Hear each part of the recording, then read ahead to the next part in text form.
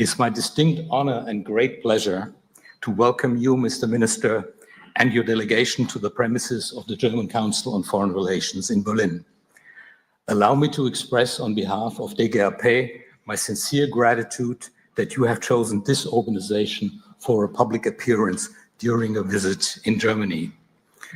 Mr. Minister, your career is very impressive. You're the longest serving Indian Foreign Affairs Minister since Nehru. Your earlier diplomatic career included postings as ambassador to the US, China, the Czech Republic. You also served in numerous important foreign policy endeavors of your country. In your PhDs, you specialized in nuclear diplomacy.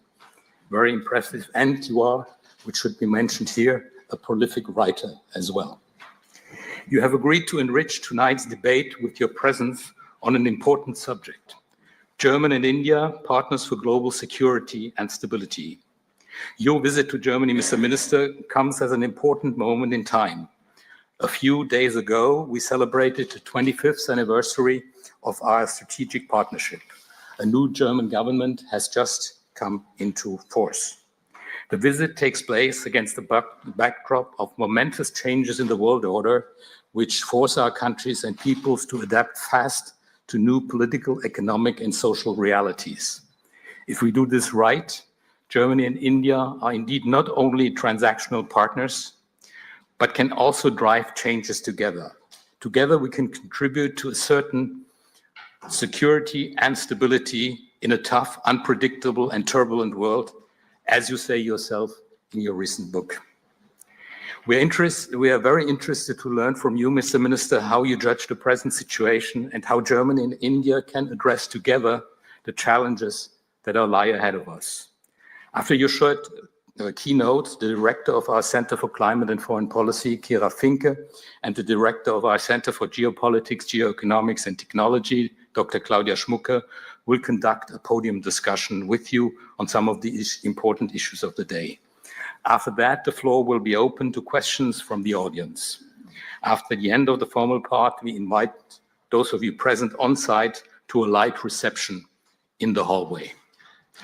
Allow me to use this opportunity to thank our friends from the Indian Embassy for the excellent cooperation in the preparation of this milestone event. I would also like to thank all collaborators in front and behind the scene for their helping hands in making this important event happen. It was a lot of work, but it is well worth it. Ladies and gentlemen, lastly and shortly, the hybrid debate is on the record. It will be transmitted via live stream by the Indian Embassy and later on via our YouTube channel. The idea is to guarantee maximum attention even on a Friday afternoon. Now, without further ado, Mr. Minister, the floor is yours. We invite you to the podium. We are excited to listen to what you have to say. Thank you very much.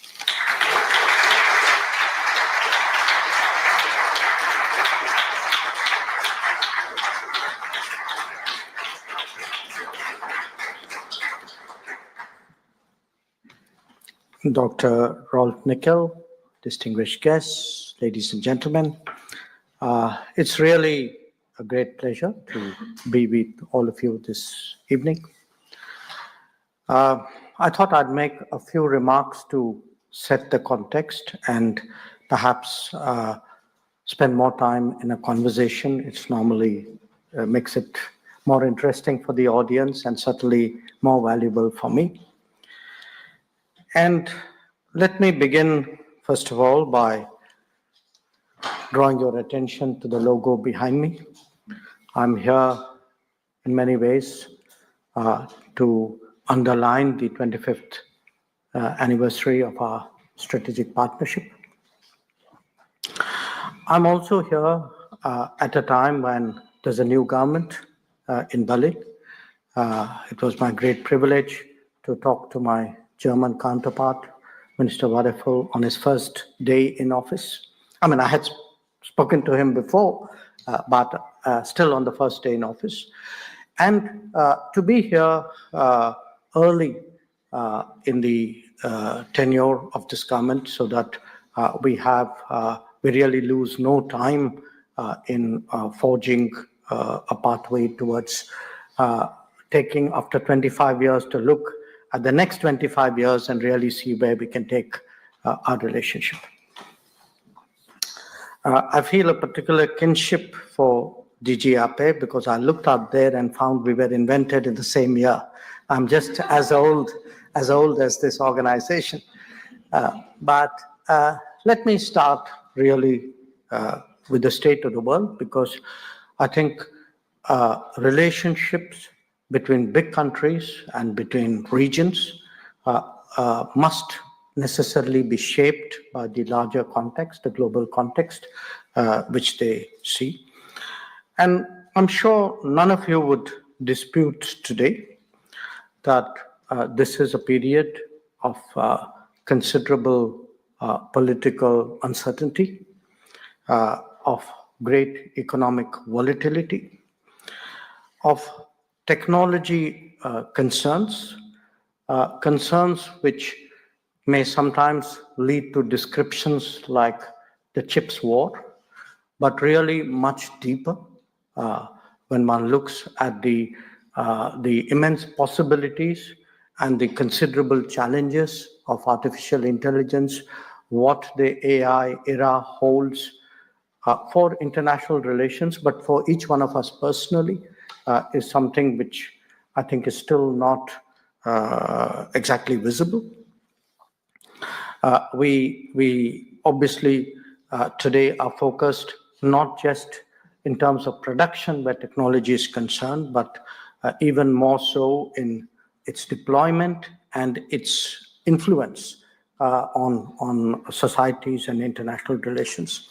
So the big picture today is really very much a conversation about reliable and resilient supply chains, about enhancing trust and transparency, especially in the digital domain, about realizing the centrality of data to our existence, and perhaps even today to the balance of power, of anxieties about health, food, and energy security, about continuing concerns on climate, because the headlines of the day may be more dramatic, but let's not forget that global warming does not stop because there's a change of government of administration in any capital, of actually worry about poverty, again a subject which has often dropped off the global discourse, and perhaps even a recollection that the damage done by the COVID pandemic is very much there in many parts of the world. So all in all, quite honestly, the global picture that I have to present to you is very challenging, it's very difficult, and for that reason, I would argue that the partnership between India and Germany, and between India and the European Union, of which Germany is the crucial member, the invaluable member, has acquired an importance and a salience much more than it has ever had before. Now, this morning, I arrived here yesterday. I've been reasonably busy since then. I had the honor to call on the Chancellor this morning. I had a very, very good discussion with my counterpart, Mr. Johan Wadephul. I met the Energy and Economics Minister, Katarina Reisch. I met the Foreign and Security Affairs Advisor, Dr. Sotter. A number of members of parliament who have been traditionally very, very supportive of the development of our ties. And I'm meeting all of you. So the reason I stress this is at this time, it's important we start thinking, yes, 25 years of strategic partnership, many things have gone well. Maybe we have not fully realized the potential of our ties. Possibly in the new context, there is much more that we can do. And that's really the frame of mind with which I have come to Berlin and engaged in the conversations today. So what is it that we can do to upgrade our relations? And I would flag for your attention a set of issues, and I hope we can take it forward in the conversation. Perhaps a good start would be defense and security. We've had sort of an off and on relationship here. There have been times, decades ago, when there were actually active defense ties between us. Then for whatever reason, there've been, there's a certain conservatism about taking it forward. But I have seen that in the last few years, once again, there is a realization in both countries that there is something that we have to offer to each other, and the defense and security of both countries would be very much stronger through our cooperation. And we see this reflected in exercises, in the visits of German ships to the Indo-Pacific and to Indian ports.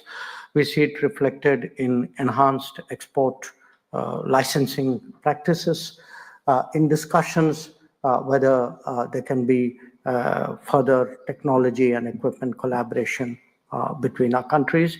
And as someone pointed out to me this morning, if you actually look at Germany's defense exports to India, last year saw a very visible pickup. A second area is actually talent and mobility. Talent and mobility, because across the world today, there is a mismatch between demand and demographics.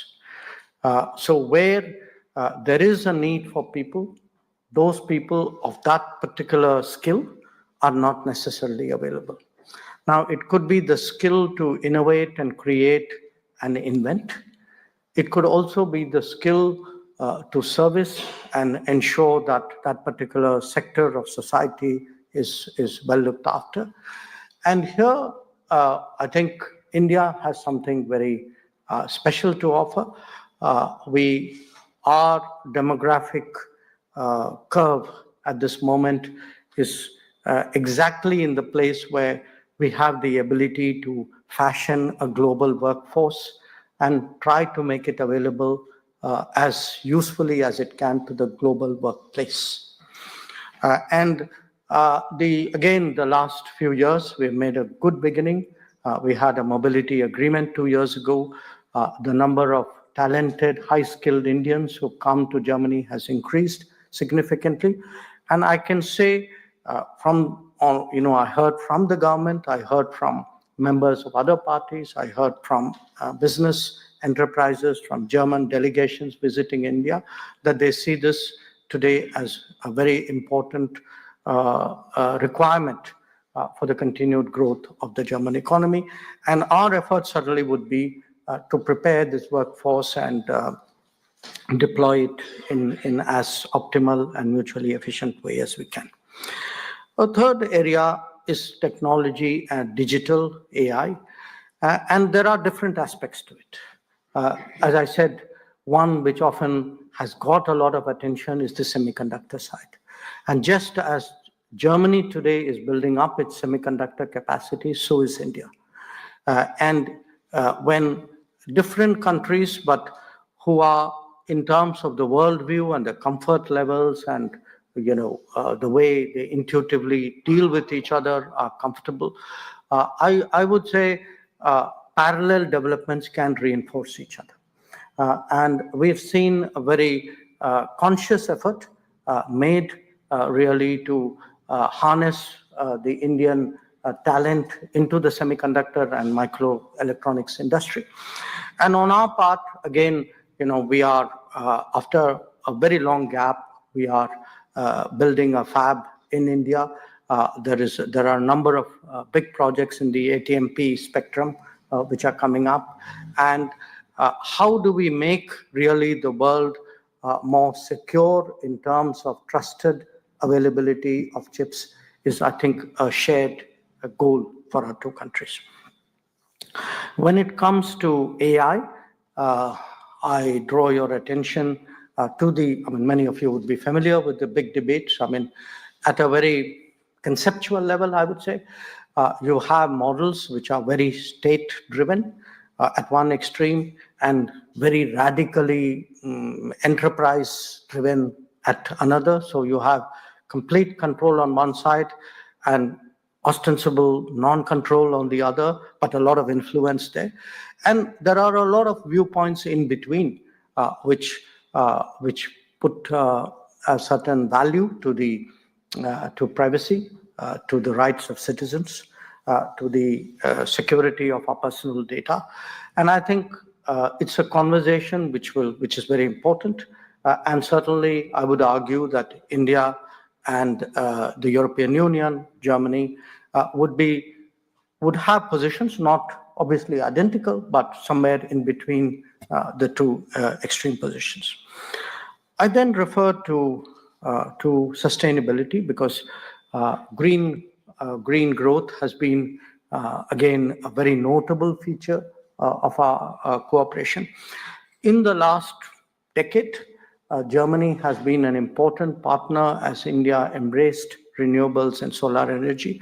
The collaboration that we did has really helped today to create a very significant renewable energy component in the Indian economy. But now we have to look at the next phase. And for us, again, we look at the era of green hydrogen and green ammonia and see here what it is that we can do together collaboratively to make their potential more realizable. I had spoken about talent. I had spoken about also the fact that we would like to grow our business. Of course, right now, relatively speaking, using our own history as a benchmark, our trade figures look good. But in comparison with many other important relationships, I think there's a long way we have to go. Our bilateral trade has just crossed $50 billion, but we surely feel that two countries which are the third and fourth largest economy of the world can do better than that. And I will touch on that later. We do believe that concluding an FTA with the European Union could make a very big difference. So when we look ahead, as I said, the next 25 years, what are the goals we set for ourselves? What are the targets what are the ambitions we should be having? I think a lot of it has to do with the progress and growth of India. Because in that progress and growth, there will be new opportunities that will arise. And let me give you a few examples. You have a very strong railway sector. Now, we are today heavily investing in the expansion and modernization of railways. Investing to the extent that every year last few years, we've been laying about 4,000 kilometers of new track every year. That's about roughly 12 kilometers of railway track every day. Similarly, if one looks at the road infrastructure, and again, the consequences of that, you have in India, on an average day, between about 25 to 30 kilometers of highway which are being built. If you look at airports, we, on an average, do between 6 to 7 new airports a year, which really means that much bigger a demand for air transportation and aircraft. And I don't need to remind you that Airbus is a shared enterprise in this geography. Similarly, if one looks at metro, every year there's one or two cities which have had a new metro network which has been completed. So now I'm using these illustrations to you to underline the rapidity today of change in India, because I know that is historically not our image. And it's not just happening in the hard infrastructure, it's also happening in the soft. In the last decade, we have created approximately 7,000 new colleges, which would be about, on average, 2 new colleges a day. So that will tell you really what is underway in India. And we think that this offers both new capacities as well as new opportunities for business. Now, moving beyond that, Of course, as two big and influential countries, we understandably are worried about the world. We look at it from the viewpoint of our interests, but we also obviously take into account our values, our expectations of the world, which any country would like to see mirrored on how it is at home. That's a very natural trait. And here I would argue that it's important that we develop and deepen the common ground between us. We live in different continents. We have different levels of development. Our population size is not the same.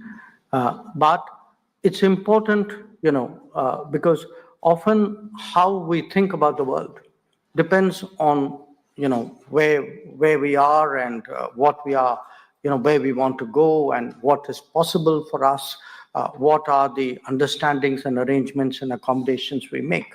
Because it is, my business is a business of realists, not of cynics, but of realists. And for us today, the more we engage with each other, the more we work with each other. I would argue that, two countries located in different continents at different levels of development can find a very large common ground for us together to influence the world.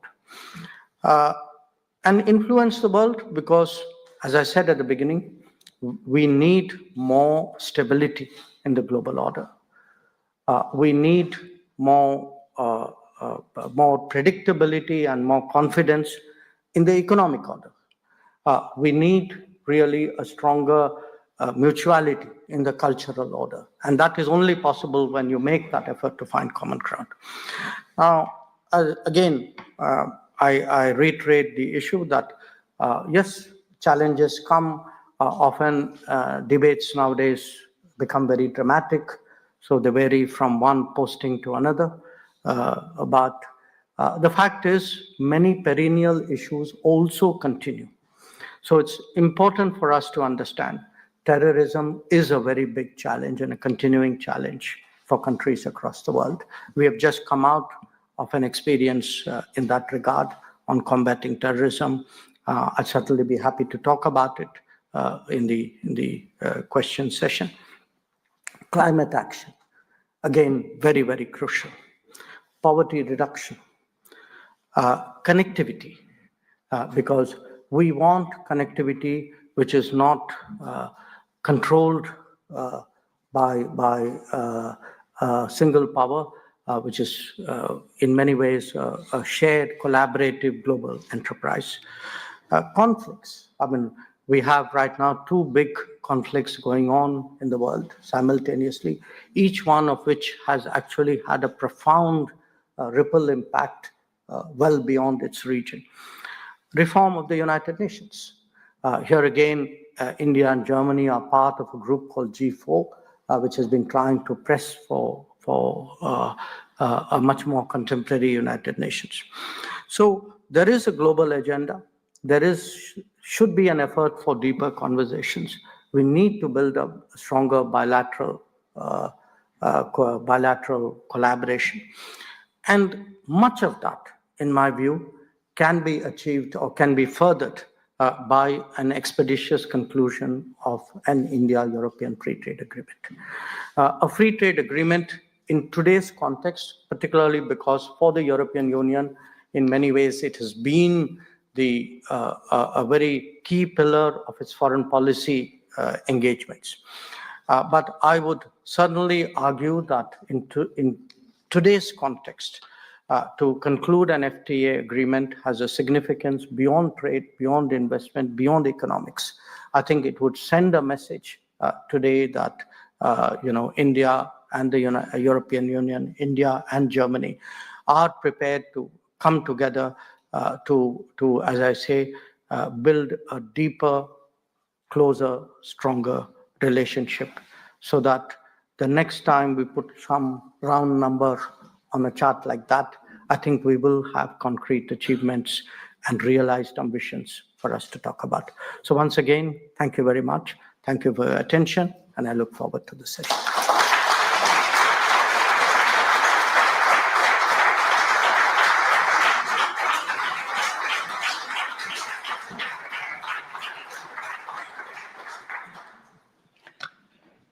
Your Excellency, thank you very much for your strong input on the importance and the future of the strategic partnership between India and Germany, and also about the relationship between India and the European Union. You mentioned, I think, a lot of relevant topics like AI and data, resilient supply chains, energy security, climate and defense that are relevant for India, but relevant for Germany as well. So there are a lot of topics where we can see a lot of potential for cooperation. My colleague, Dr. Kira Fink, and I would like to come back to a couple of points and maybe dive deeper into the topics that you already mentioned. As Ambassador Nickel mentioned, we will first have a discussion among ourselves and then later open up the floor to the audience. And I would now hand over to my colleague. Thank you, Minister Jaishankar. I will jump right into the questions if you allow me. So Germany's past government published a focus on India strategy paper. And you have mentioned our strategic partnership. We have now a new government. What are your expectations for our bilateral relations? My expectations are high for two reasons. One, I think we are starting on a very sound base. There were two reports that focus on India, but also one on the talent and skills. And I recognize, certainly where India is concerned, that there's a great deal of continuity between the policies of the earlier government and this. But whenever there is a government change, obviously there is a certain enthusiasm and a certain vigor with which any new government comes and pursues a policy. And as I said, for me, the new government came in on the first day of the new government. I had a conversation with Minister Varifal, and I'm here really within the first 2 weeks of the government, and that should tell you really both our interest and that of the government. So we are, there's a very conscious effort today to first to recognize that we are, I don't want to say we are underperforming, but we could surely do better than we are doing. And there are definitely areas which, if we put our minds to it, if we make that effort, there will be many, many more things we can do. And as I said, one part of it is what happens between us bilaterally, but also the fact that we are both countries whose influence is not small. And when we start talking with each other and when we try to develop common ground and then discuss what we should be doing, that also has an impact on the world. So I have high ambitions. I mean, that is the reason I'm here. And I can tell you, as I leave tomorrow, the expectations with which I came in are even higher. I mean, everything I have heard today, everybody I met today has only given me that sense that, yes, this is something which both of us share and want to take forward. Thank you very much. I'm very glad to hear about the high expectations. I think there's a similar feeling here in Germany about the importance of closer relationship with India. Now let me come back to trade and to the free trade agreement that you already mentioned. So India and the EU have been negotiating a free trade agreement for several years or maybe even decades. With big gaps in between. With big gaps in between, yes. And when European Commission President Ursula von der Leyen came to New Delhi in February, she decided together with Indian Prime Minister Narendra Modi to finish the agreement at the end of this year in 2025. So what would you say, how has the importance risen of this free trade agreement in the current geoeconomic environment and in the current uncertainties that we see in trade? And what is needed to make the outcome of the negotiations to achieve an ambitious outcome? I think our negotiations started about 22 or 23 years ago. But I was very relieved once I was somewhere else in the world and they told me their negotiations were even longer than that. So it made me feel a little better. But why I mention it is, if you look at the 2 decades that of this period, both of us have changed considerably. Our capacities have changed. The world has changed. What we would define as our key interests in economic interests or other interests linked to the FTA has also changed. So even as we keep talking, in a way, it's like the objectives change as the negotiations progress. And as said, there were times when we did not, frankly, negotiate for some years for whatever reason. So I regard frankly, so encouraged by my visit here to Berlin. I was also equally encouraged by the visit of the College of Commissioners, EU commissioners to India. If 21 commissioners came together, typically, I must confess, perhaps 2 or 3 ministers of the Indian government normally deal with Brussels. The foreign minister, maybe the trade minister, the finance minister. But when 21 commissioners come and meet their 21 or more counterparts, and that too, again, very early in the term, what it does is it immediately sets up a kind of a grid between the Indian system and the EU system. So different parts, all sorts of issues, digital issues, labor issues, sustainability issues, women's development issues, all these start moving because now people are talking to each other instead of funneling everything through 1 or 2 channels. So we very highly value, President von der Leyen's decision to actually bring this whole delegation and spend those 2 days in India so that everybody sits down and gets to know their counterpart and gets to take this forward. In terms of the actual negotiations, it is, my understanding is that it is progressing. I talk regularly to our trade minister. In fact, I spoke to him yesterday. And I think the next few days, it's very likely that he would be again in Brussels. And, it's not my right really to speak about the details of the negotiations because it is not my direct jurisdiction. But I can say this as someone in my career who's involved in complex, stretched out negotiations. First, if there is a political will, if there's a strong political direction to get the job done, I think the negotiators are that much more willing to find solutions than they would. So, they will find a solution rather than do the round and say, okay, when's the next round? Secondly, we have to be, understanding of each other.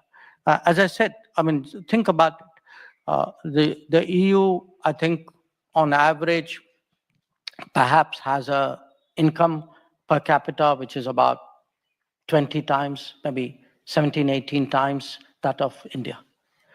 So the levels of development, the size of enterprises, they're very different. Now, any negotiation has to take into account realistically the ability and the constraints and the anxieties and the expectations of the other party. There are things we can do, there are things we can't. And that is often a challenge because, when we do multiple agreements, we tend to transpose one onto the other. If you look at, let us say, agriculture, or you look at dairy, we are a country of very small land holdings. People, when they do animal husbandry, have very small number of cattle. So they understandably have issues when confronted with another economy where the scales are so much bigger, and therefore the costs and the efficiencies are very different. So I felt earlier on, because I have myself been now for 11 years been monitoring and sometimes involving myself in these negotiations. I feel there is a much more sympathetic understanding on the EU side about what's possible, what is fair, what is realistic. And I hope if that translates into something also creative in a landing point, I feel it's something which, that will allow us to move forward. Thank you. I want to, talk about the issue of climate and development. And India has a net zero emissions goal for 2070, and it has also set out the goal to achieve the developed country status by 2047, 100 years after its independence. How can these goals jointly be achieved, and how could the German-Indo partnership serve green growth? Well, I think in many ways, these are multiple quests. They are autonomous in a way, but they are interlinked, obviously, in a way. And again, these are not linear projections which are made. I think I remember Paris and Glasgow, and I could not have predicted the world today on either occasion. I mean, there's been such a unexpected and dramatic turn of to the world economically, politically, in terms of technology, etc. So yes, I mean, those are commitments and aspirations and goals. But again, these are realized if you go building block by building block. I mean, that's how real things actually happen. They don't happen in a sweeping manner.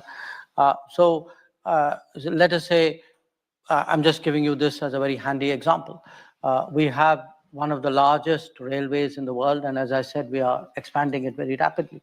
But we have set a net zero target for the railways of 2030.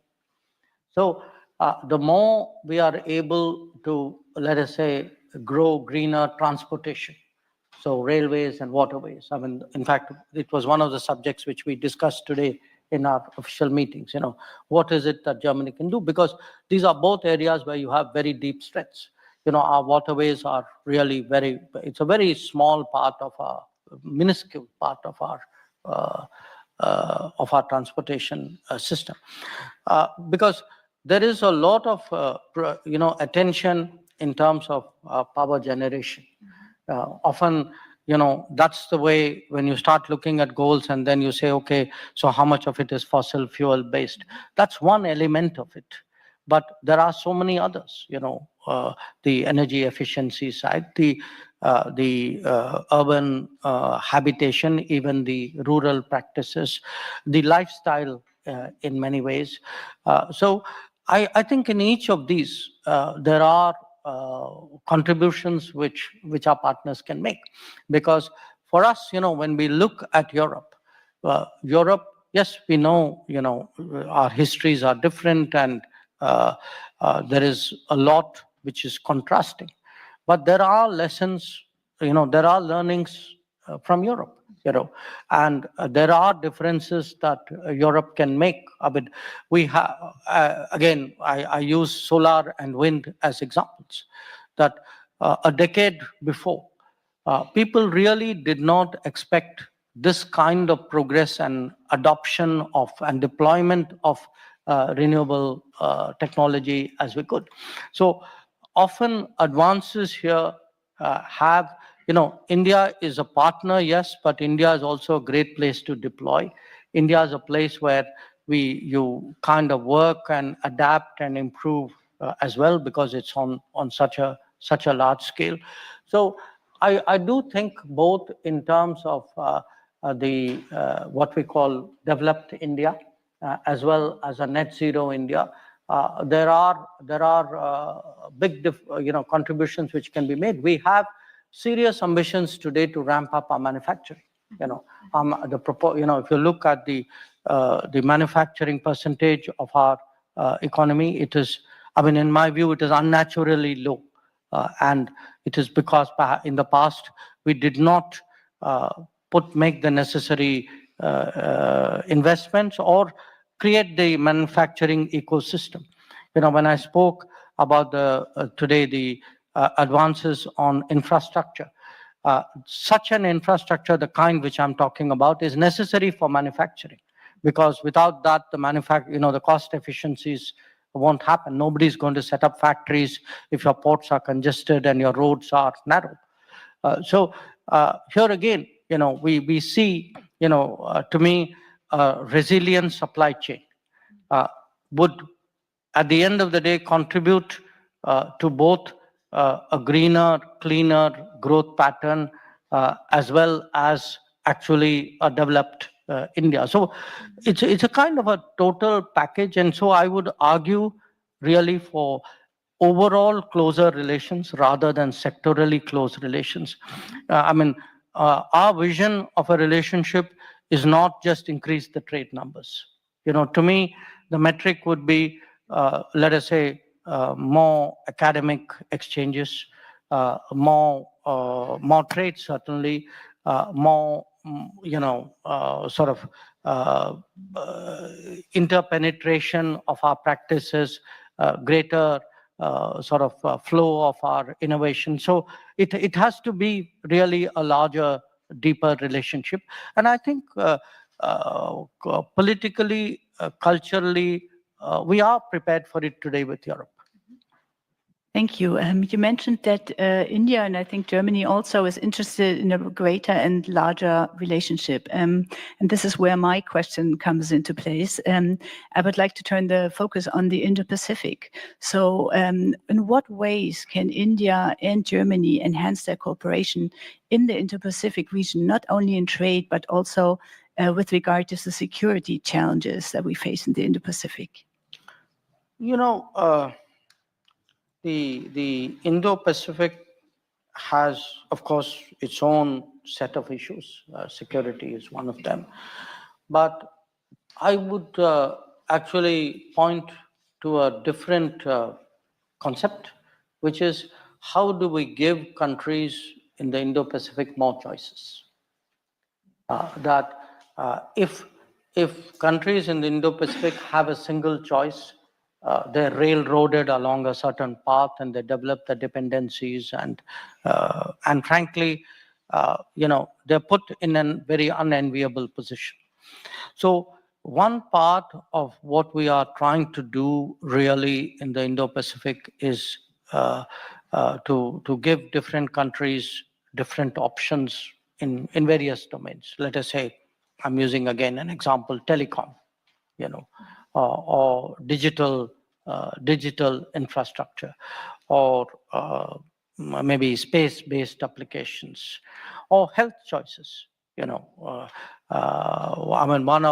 During COVID, for example, what we tried to do in the Indo-Pacific was really to see if countries of that region could get expeditious access to vaccines. And, some of it we did in a national capacity, some of it did as a quad enterprise, but a lot of it was done by Gavi. And Gavi was a very European driven effort. If you take the development or I would say the socio-economic side, so giving choices is one.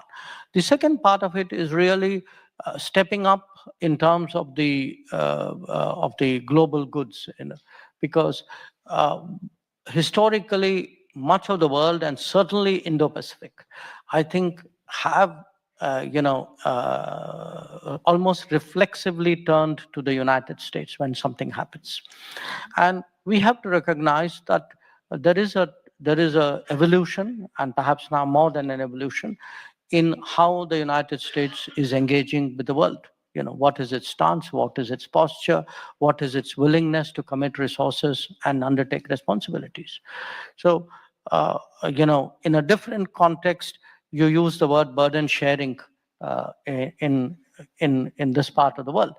But if one looks, for example, at if there is a disaster, if there's a typhoon, so who comes today to help? I remember in 2004, when there was that big tsunami, we had actually the bulk of the response came from the US, from India, to some extent from Japan, some from Europe, perhaps a little bit from Australia. Today, if you look at the last, say, 5 years in the Indo-Pacific space, I just give you a recent example. There was a huge earthquake with an enormous loss of life in Myanmar. Now, it's very interesting. Who went in? Where were the teams which, which arrived there on the first day? Who did the search and rescue? Who set up shelters? Who created the mobile hospitals? It was actually basically India and China. So I put it to you that there is also today, in a way, a deficit in global goods. So one part of it is give the choices, but the other part is how do we collectively, collaboratively address many of these needs. And we do feel there is a intent certainly on the part of Europe to do it. But intent by itself won't work if you don't have partners who make it possible. And it's an analogy not with a European country, but I think the concept you will understand. If we have to do something in the Pacific Islands today, there was a big, I think, a mudslide. I mean, a lot of people lost their lives in Papua New Guinea. What we did was we have an arrangement with Australia, which partly came out of the Quad, where our relief and our supplies went into Australia, and then they took it on from there to Papua New Guinea. So I would argue that we need between Europe and India, and certainly Germany and India, because you are so crucial here, to create now new modes of collaboration to deal with global crisis and these kinds of happenings, because the old 911 number is not going to work. Thank you for these thoughts. You have mentioned in your opening remarks the issue of terrorism, and we have all witnessed the horrific attacks in Pahalgam. I would like to ask you, what are the international implications of the conflict in Kashmir with regards to China, Russia, the US? Okay. Look, first of all, this was not a conflict in Kashmir. This was a terrorist attack. And a terrorist attack which is part of a pattern which has not only targeted the Union Territory of Jammu and Kashmir, but other parts of India as well. So it's very important to clarify, because when you project it as a conflict, you're really putting the perpetrator and the victim, without meaning to, I understand, at the same level. So this was a horrific, particularly brutal terrorist attack, because it was meant to create a fear psychosis and destroy the tourism economy of Kashmir, which is the mainstay. And it was also meant in a way to sow religious discord, the manner in which it was done. So what we were responding to was terrorism. And when we respond to such an attack, I think there was a lot of international understanding. So it was very, to me, it was telling that the UN Security Council, 3 days after the attack, actually issued a statement saying that the people who did it should be brought to justice, they should be held accountable. And that is exactly what we did on the 7th of May. So we targeted terrorist headquarters and terrorist centers. And our campaign is against terrorists. Now, the terrorists in this case happen to be located in the country next door, because that country next door has for many, many years used terrorism as a kind of a tool in its attempts to pressurize us, or call it what you will. In a way, I'm laboring the point, but I'm doing it because, when it comes to terrorism, I think today, there's virtually no country which would say, I approve of what is done, or no country which would say, I don't condemn what was done.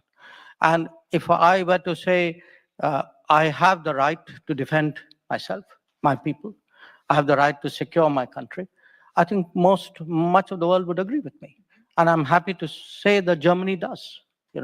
We are very encouraged both by the very early condemnation of the terrorist attack, as well as a very clear message which we got on the 7th of May and again today from Minister Wadeful, that Germany recognizes India's right to defend itself against terrorism. Thank you so much for answering a broad range of questions. If time allows, I would probably have three questions from the audience really briefly, and then hand back to you also for final remarks. One question over here, one question over there, and the last question over there. Please really briefly introduce yourself and pose a question.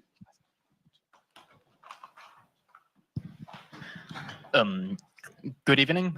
Thank you, Mr. Jaishankar, and especially thank you for pointing out technology and mobility as key pillars of the relationship. I'm Jonas Kepsch, and I'm with Bertelsmann India Investment, a venture capital especially dedicated to investments into Indian technology companies. And the one thing standing in the way the most for us to unleash our full potential with our investments in India is actually the issue of bureaucracy on mobility. We have issues getting work visas or internship visas in time, and this is hindering our work in India. So our question is, how can we remove this burden of bureaucracy to unleash the full potential in economic relations between Germany and India? So if I understood you right, the problem is getting work visas for people to work in India. Exactly, yeah. Look, obviously in my job, I often get people who have complaints or various levels of dissatisfaction. I understand it. That's what I'm supposed to address. But it would help me if people are specific. Because if you tell me the bureaucracy needs to be better, no question, I would agree with you too. But if you want to solve the problem, honestly, if you could give us some specifics, I have the ambassador sitting here, I'd be very, very happy to address that, because at the end of the day, it's when you solve people, specific problems, that policy also changes along with it. And so I invite you to give me the specifics. I encourage the ambassador to make sure that our system, in that he keeps reminding me till we solve your problem. But when I do solve your problem, I also would be very happy if you would talk about it to other people. Thank you so much. So I had two more questions that I would like to collect. The gentleman over there, maybe a microphone. So I'm Dr. Vivek Arunachalam, Professor for Business Innovations. One of the things that you emphasized was actually creating a kind of improving the relationship between India and Germany is something that you emphasized. Do you have an idea of pressing upon, of creating something like a innovation-based think tank, especially bridging between India and Germany, especially because India is now climbing above the value chain, because it's no longer into the low-end innovation. It needs to go to the high-end innovation. And especially Germany is also very strong, especially based on their experience of the industries. So do you believe in creating a kind of a innovation-based think tank which can really support down the exchange of academic councils, industry-specific ideas? So how do you see about this?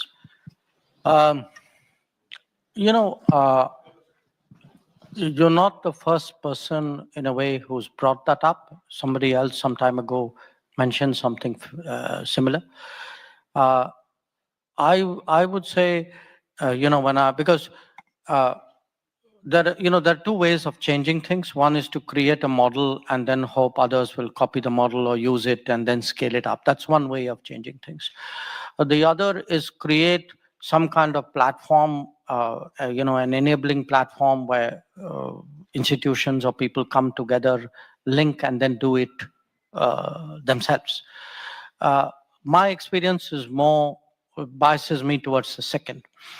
I would, certainly say there are steps we need to take. I mean, today, for example, I had a very very strong urging to my counterpart minister. I said, look, please do everything you can to increase German language teaching in India. And the reason is there's a huge appetite for learning foreign languages.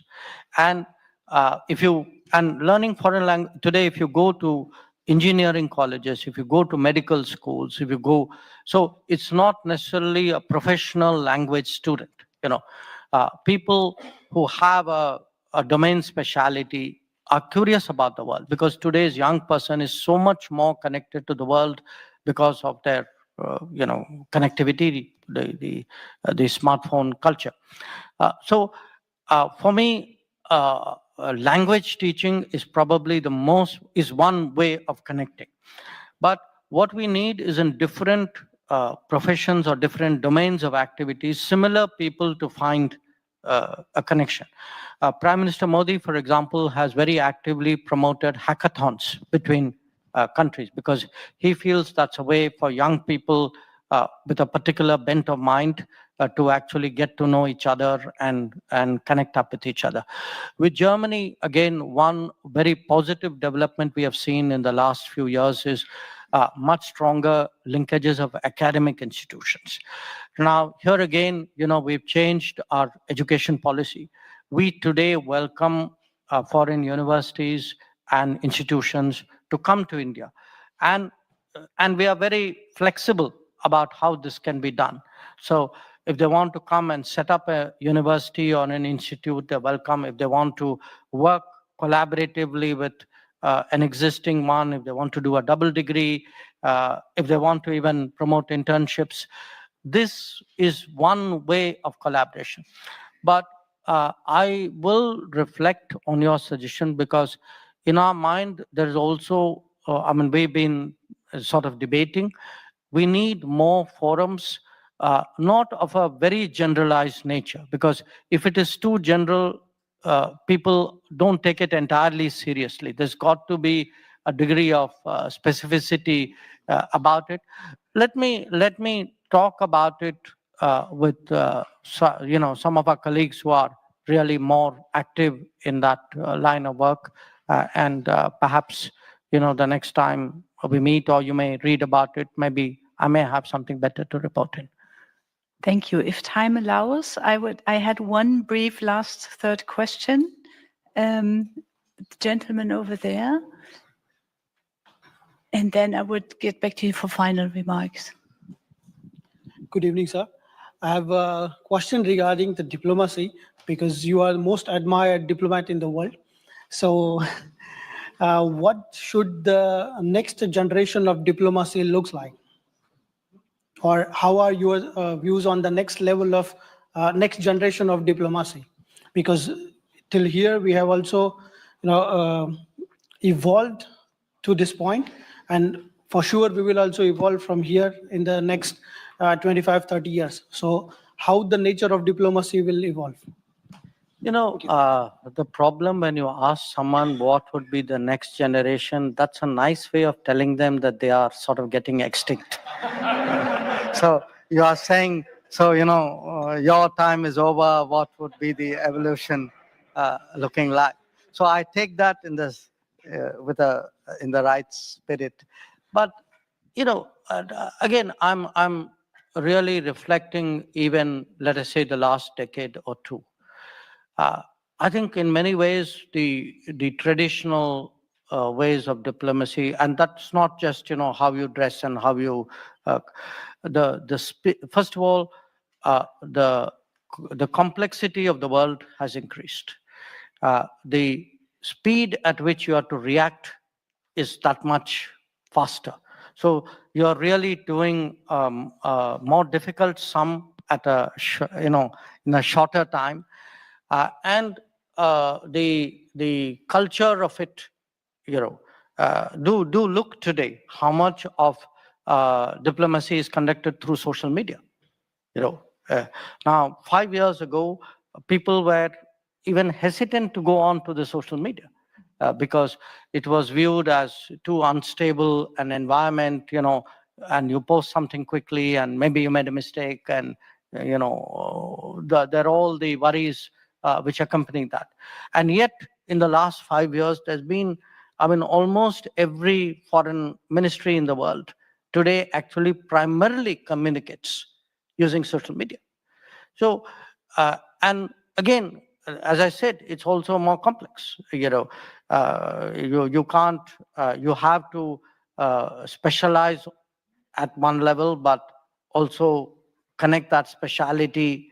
The role of technology, for example, is been growing so fast. It's very difficult for the diplomatic world, not just as a user of technology, but really the policies which and the implications, for global balances of that. So I mean, to me, it's like you've got to be faster, smarter, more informed, more of a specialist, yet paradoxically more of an integrator at the same time. So in some ways, it is a harder profession. It is a harder profession because the standards are higher and the margin of error is less. So it's tough. So I hope I have your sympathy.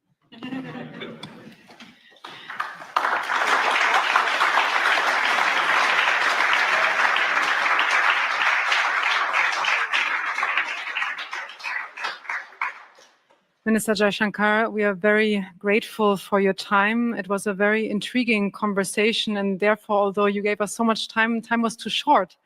And we take a lot away from this. And I would also like to thank the Indian Embassy who have helped prepare with us this important event. Thank you again for gracing us with your attendance here at Diya TV, and we would love to welcome you back again soon. Thank you very much.